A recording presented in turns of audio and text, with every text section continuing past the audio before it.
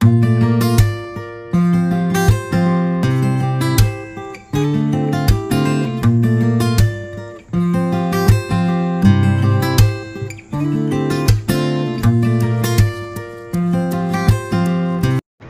Everyone, good morning, welcome to Bengali lifestyle with Aparna. কেমন আছো তোমরা সবাই? আশা করি তোমরা সবাই ভালো আছো, সুস্থ আছো।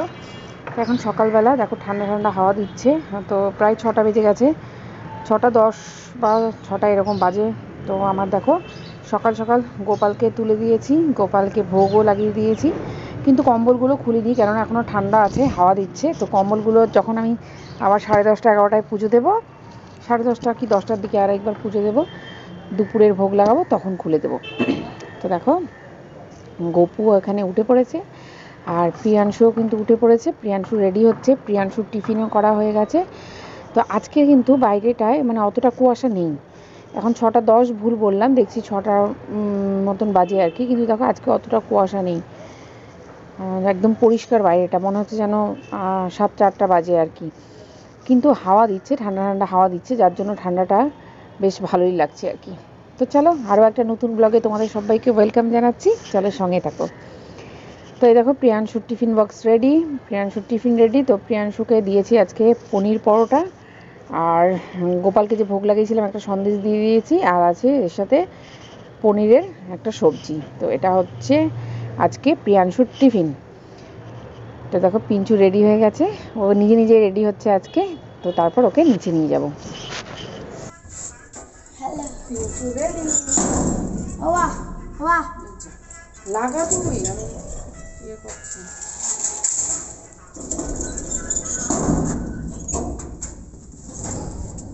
তো প্রিয়াংশু রেডি, প্রিয়াংশু এখন যাচ্ছে স্কুলে, তাই তো?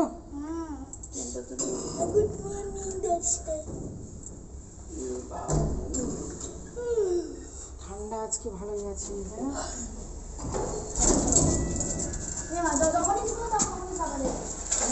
কখন নেবে সোয়েটারটা নামাও, দুটো সোয়েটার দিচ্ছি।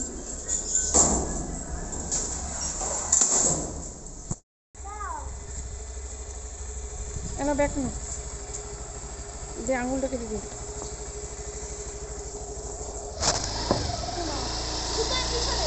ওই দিক দিয়ে বন্ধ না রাস্তা, ধরে থাকবে বাবাকে।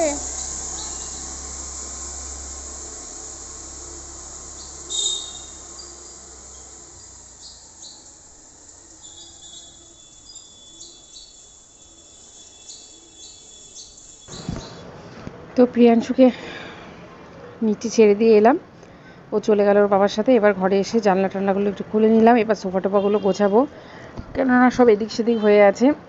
আর প্রিয়াংশু ডাইনিংয়ে বসে রেডি হয়, তো তার মানে বুঝতেই পারছো রাত্রিবেলা শোয়ার আগে একবার সব ঠিকঠাক করে গুছিয়ে রাখি, আবার সকালবেলা না উল্টোপাল্টা হয়ে যায়। কেননা প্রিয়াংশু উঠেই সোফাতে এসে আবার ব্ল্যাঙ্কেট বা একটা চাদর নিয়ে এসে শোবে কুশান মাথায় দিয়ে।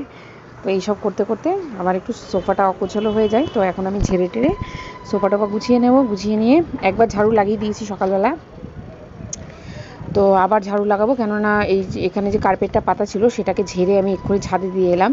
তো সেই জন্য ডাইনিংটা একটু ঝাড়ু দিয়ে দেবো, আর ঘরগুলো সব, ঘর ডাইনিং সবই ঝাড় দিয়েছিলাম, যেহেতু কার্পেটটা তুললাম আর সোফা টোফাগুলো এখন ঝাড়ছি, একটু ডাস্টিংও করবো, যার জন্য আরেকটু ঝাড়ু লাগিয়ে দেবো।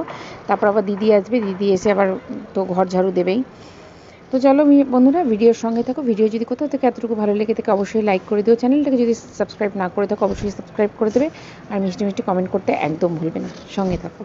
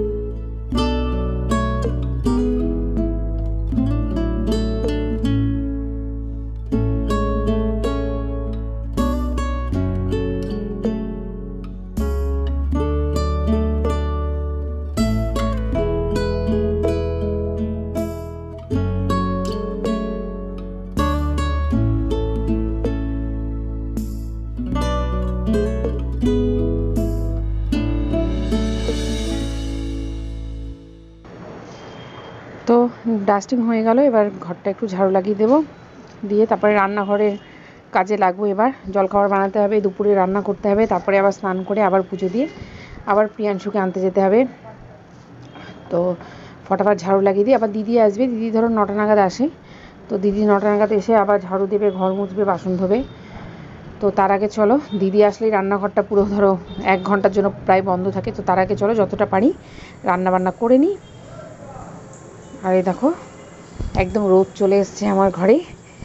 চলো, ঘর একদম চাকাচাক গুছানো কমপ্লিট হয়ে গেছে, এবার চলে এসেছি রান্নাঘরে। তো এদিকে হচ্ছে আলুর দম, সিম্পলভাবে আলুর দম বানাচ্ছি, আর তার সাথে রুটি ফটাফট করে নেব। আবার দুপুরে রান্নাটাও আছে। তো মানে কী বলবো তোমাদেরকে আর কি। তো দইয়ের ভেতরে সব মশলা দিয়ে দিয়েছি, দিয়ে আলুটা আগে ভেজে তুলে নেব, তারপরে দই মশলাটা দিয়ে ভালো করে কষিয়ে নিয়ে ওপর থেকে একটু ধনে পাতা দিয়ে ছড়িয়ে নামিয়ে নেব। তো সিম্পলভাবে ছোটো ছোটো আলুগুলো আগে সেদ্ধ করে একটু ভেজে নিচ্ছি, তো খুব ভালো লাগে কিন্তু। আর ওপর থেকে একটু ঘি গরম মশলা ছড়িয়ে দিলে আরও টেস্ট হয়। তো শেয়ার করা হলো না, ভাবলাম শেয়ার করব কিন্তু হলো না। তো আলুর দম তো সবাই বানাতে জানো, তো বানাতে জানো আর না জানো সেটা কথা না, ডেলি ব্লগিং মানে রান্নাবান্না তো থাকবেই, যেহেতু হাউসওয়াইফ মানে রান্নাবান্না তো হবেই, তো যার জন্য আমাকে শেয়ার করতেই হয়। তো দেখো এখানে গরম গরম ফুলকো ফুলকো লুচি বানিয়ে নিচ্ছি। তো এখন প্রায় ধরো বেজে গেছে 9টা মতন হবে। তো ওইদিকে দিদিও চলে এসেছে, তো দিদিকে বললাম আগে তুমি ঘরটা ঝাড়ু দিয়ে মুছে নাও, ততক্ষণে আমি রান্নাঘরের কাজটা করে রান্নাঘর থেকে বেরিয়ে যাই, তারপর তুমি বাসনগুলো ধুতে ঢোকো। তো তারপর আমি দেখো জলখাবারের সব বানিয়ে নিয়ে তারপর দেখো আমি স্নান টান করে এখানে পুজো দিয়ে নিয়েছি, গোপালের পুজো দিয়ে দিয়েছি, ভোগ লাগিয়ে দিয়েছি। তো এখন আছে দই, মালপোয়া আর আছে কাঁচাগোল্লা। এটা তো আমি 3বার তো অবশ্যই দিই, কোনো দিন আবার 4বারও হয়ে যায়। তো এখন দেখো মাত্র বাজে, আমার ঘড়ি 10 মিনিট ফাস্ট করে রেখেছি, 10টা 5 বাজে, তার মধ্যে কিন্তু আমার মোটামুটি সব কিছু হয়ে গেল। আর এবার ত্রিনয়ন কলেজে বেরোবে, ত্রিনয়নকে একটু খাইয়ে দিলাম। তো আজকে ভেবেছিলাম আমি যাব প্রিয়াংশুকে আনতে, তো হলো না, কেননা ত্রিনয়ন কলেজে যাবে, তো ওকেও সব গুছিয়ে গাছিয়ে ঠিকঠাক করে দিতে হয়। তো যার জন্য আজকে প্রিয়াংশুর বাবাকে বললাম একটু প্রিয়াংশুকে নিয়ে আসতে, আর ত্রিনয়নকে এখানে টিফিন দিয়ে দিলাম আমি। তো কলেজে ক্যান্টিনে তো জানোই খাবার দাবার পাওয়া যায়, কিন্তু বাইরের খাওয়া তো রোজ খাওয়া ভালো না। আর ও সেই এখন বেরোবে 10:30 11টায় ধরো বেরোবে, ও আসে সেই সন্ধে, আস্তে আস্তে সন্ধে 7টা, কোনো দিন 6:30, আবার কোনো দিন খুব কম 6টায়ও আসে। তো যার জন্য আমি একটু খাবার সঙ্গে করে দিয়ে দিই, আসলে অভ্যেস, বুঝতে পারছো, সেই ছোটোর থেকে স্কুলে টিফিন দিয়ে দিয়ে। তো ত্রিনয়ন বলে মা তুমি কি আমাকে কলেজেও টিফিন দেবে? আমি বলছি হ্যাঁ কলেজেও টিফিন দেবো।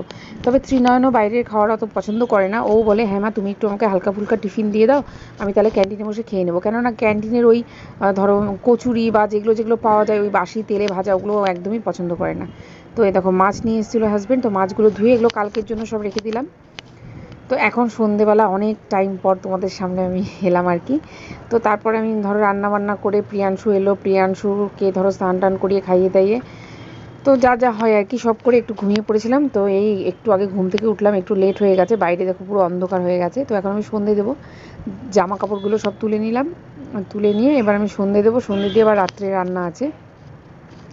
কার্পেটটাও এতক্ষণে ছাদ থেকে নিয়ে এলাম, সেই সকালে দিয়ে এসেছিলাম, আর আনবো করে ভুলেই গিয়েছি, ঘুমিয়ে পড়েছি আর আনতে যাওয়াই হয়নি। তো প্রিয়াংশুকে ঘুম পাড়াতে শুয়ে ভিডিও এডিট করছিলাম, এডিট করতে করতে ঘুমিয়ে পড়েছি, যার জন্য আজকে আমি ভিডিও ছাড়তে পারিনি। তো এই আর কি। তো কার্পেটটা পেতে এবার ঢুকবো রান্নাঘরে, একটু চা খাবো, তারপর রাতের রান্না। তো এখানে দেখো কড়াইয়ে তেল দিয়ে তাতে আমি একটু বড় করে আলু ভেজে নিচ্ছি, আলুগুলো তেলে দিয়ে দিলাম, এটা রাত্রে রুটির সাথে একটা সবজি হচ্ছে আর কি।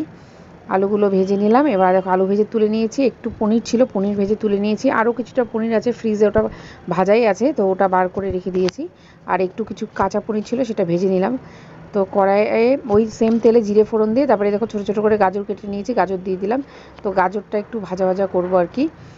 তো একটা মিক্স সবজি মতন বানাবো পনির দিয়ে, ভালো লাগে বেশ শীতকালে ওরকম খেতে। তো এই দেখো এখানে তারপরে দিয়ে দিলাম ফুলকপি, গাজরটা একটু ভাজা হলে ছোটো করে কেটে রাখা ফুলকপি দিয়ে দিলাম। তো একটু নুন ছড়িয়ে দেবো, তাহলে তাড়াতাড়ি সবজিগুলো সফট হবে আর কি। একটু নুন ছড়িয়ে দিলাম, দিয়ে তারপরে এবার ঢেকে দিয়ে একটু ভেজে নেবো আর কি, ঢেকে দিলে তাড়াতাড়ি নরম হয়ে যায়। তো এখানে দেখো ফুলকপি গাজর নরম হয়ে গেছে, তারপরে পেঁয়াজ দিয়ে দিলাম। পেঁয়াজগুলোকে ঠিক চিলি চিকেনে যেরকমভাবে আমরা পেঁয়াজ অ্যাড করি সেরকমভাবে কেটেছি, সেরকমভাবেই দিয়েছি, দিয়ে এবার পেঁয়াজগুলোকেও একটু সবজির সঙ্গে ভেজে নেব। তো দেখো এখানে পেঁয়াজটা ভাজা হয়ে গেছে, এবার দিয়ে দেবো ক্যাপসিকাম দেওয়ার পর আরেকটু ভাজা ভাজা করে নেবো। ক্যাপসিকাম বেশি ভাজবো না, তাহলে নরম হয়ে না একদম মিশে যাবে, মানে ইয়ে আর কি, ওই জন্য। তারপরে দেখো আমি ওইদিকে সবজিগুলো ভাজা হচ্ছে, এদিকে আমি ফটাফট রুটিটাও করে নিলাম, একসাথে দু রকমের কাজ ধরো হয়ে গেল। নাহলে সবজি করে রুটি করতে গেলে দেরি হয়ে যাবে, আবার একটু নিচেও যাব দরকার আছে। তো চলো ফটাফট রুটিটাও ভেজে নিচ্ছি, ওইদিকে আমার সবজিটাও রেডি হচ্ছে। তো খুব সিম্পল সবজি, শীতের সব সবজি দিয়ে এইভাবে পনির দিয়ে খুব কিন্তু টেস্ট হয় খেতে আর কি। তো আলুগুলো যেহেতু আমি বড় বড় করে দিয়েছি, ওই জন্য আলুটা আমি আগে ভেজে নিলাম। তারপরে দেখো সব সবজি মানে আলুটা দিয়ে দিয়েছি, একটু আদা বাটা দিয়ে দিয়েছি, রসুন বাটা দিলাম না, তোমরা চাইলে রসুন বাটা দিতে পারো। তারপর আমি নুন হলুদ দিয়ে দিলাম, দিয়ে এবার আর একটু নাড়াচাড়া করে আদার কাঁচা গন্ধটা যতক্ষণ না যাচ্ছে নাড়াচাড়া করে নেব। তারপর দেখো এখানে আমি অ্যাড করলাম টক দই আর একটু গুঁড়ো মশলা অ্যাড করলাম। আমি একটা সবজি মশলা বানিয়েছিলাম, হোমমেড আর কি, আমি নিজেই বানাই, তো সেই সবজি মশলাটা অ্যাড করলাম। আর একটু গরম মশলার গুঁড়ো, গরম মশলাও আমি বাড়িতেই বানাই, তো সেই গরম মশলার গুঁড়ো অ্যাড করে দিলাম, দিয়ে আর একটু নেড়ে চেড়ে কষিয়ে নেব। তারপর জল দিয়ে দিয়েছি, জল দিয়ে ফুটে উঠলে পনিরগুলো দিয়ে দিয়েছি, পনির দিয়ে ধনেপাতা দেইনি, কাসুরি মেথিও দেইনি, ভুলে গেছি আর কি, একটু ওপর থেকে একটু ঘি ছড়িয়ে নামিয়ে দিয়েছি। তো দেখো ফাটাফাট খুব তাড়াতাড়ি হয়ে যায়, খুব তাড়াতাড়ি একটা সিম্পল একটা রুটির সাথে খাওয়ার সবজি আমার রেডি হয়ে গেছে, রুটিও ভাজা হয়ে গেছে। তো রাত্রের রান্না মোটামুটি কমপ্লিট হয়ে গেছে। এবার আমি কিচেনটা ক্লিন করে নেব, দুপুরের কিছু সবজি আছে সেগুলোকে সব ফ্রিজে রাখবো। তো চলো সঙ্গে থাকো। তো এখানে দুপুরের সব সবজি ছিল, সেগুলোকে ছোটো ছোটো বাটিতে করে ফ্রিজে রাখবো, রেখে রান্নাঘরটা পরিষ্কার করে তারপরে একবারে বেরোবো। তো এখন কিন্তু ওই ধরো 7:30টার মতো, 7:30টাও বাজেনি। তো তারপর একটু নিচে যাওয়ার আছে, নিচে যাব, নিচের থেকে এসে তারপর প্রিয়াংশুকে পড়তে বসাবো। তো প্রিয়াংশুকে নিয়েই নিচে যাব, ওর স্কুলের কিছু জিনিস কিনতে হবে আর কি, সেই জন্যই যাব। তো বন্ধুরা, ভিডিও যদি কোথাও থেকে এতটুকু ভালো লেগে থাকে, বারবার বলছি একটা লাইক দিয়ে যেতে ভুলো না। চ্যানেলটাকে যদি সাবস্ক্রাইব না করে থাকো অবশ্যই সাবস্ক্রাইব করবে, আর মিষ্টি মিষ্টি কমেন্ট করতে একদম ভুলবে না, সঙ্গে থাকো।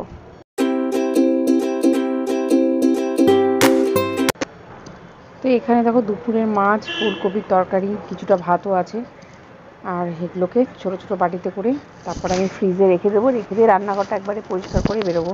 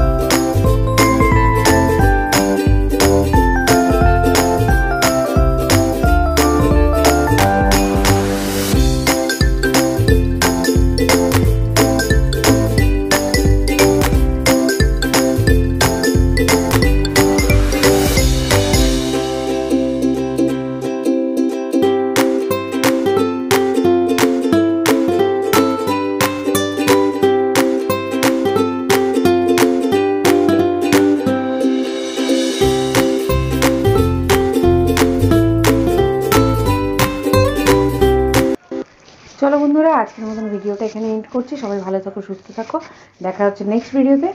আর ভিডিও ভালো লাগলে একটা লাইক দিয়ে দিতে ভুলো না, চ্যানেলটাকে যদি সাবস্ক্রাইব না করে থাকো অবশ্যই সাবস্ক্রাইব করে দেবে, আর মিষ্টি মিষ্টি কমেন্ট করতে একদম ভুলবে না।